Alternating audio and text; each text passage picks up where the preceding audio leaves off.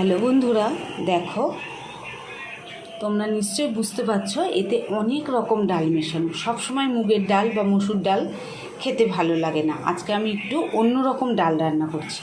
এতে আছে মুগ ডাল, মসুর ডাল, ছোলার ডাল আর তড়কা ডাল। প্রথমে শুকনো কড়ায় ডালগুলোকে ভালো করে আমি ভেজে নিলাম। এবার ডালটা আমি ধুয়ে নেব।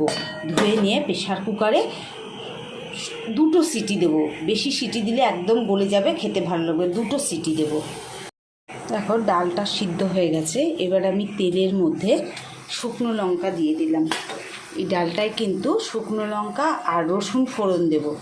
শুকনো লঙ্কাটা একটু ভাজা হোক, তারপর রসুনটাকে দেব। লঙ্কাটা ভাজা হয়ে গেছে। এবার রসুনগুলোকে থিতো করে নিয়েছি।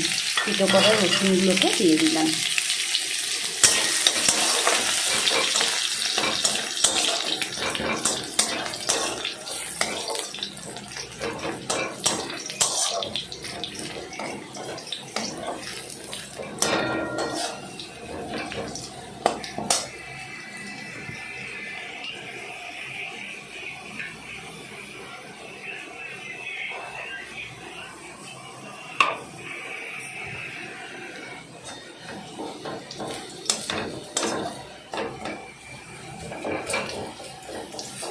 দেখো রসুনটা একদম লাল হয়ে গেছে।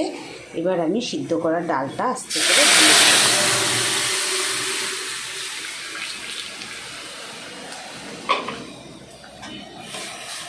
দিই। পরিমাণ মতো নুন আর হলুদ দেব।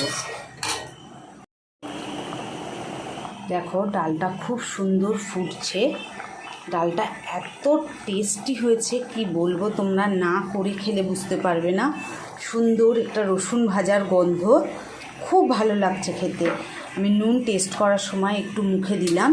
এত সুন্দর লাগছে ডালটা খেতে, তোমরা করে খেয়ে দেখো।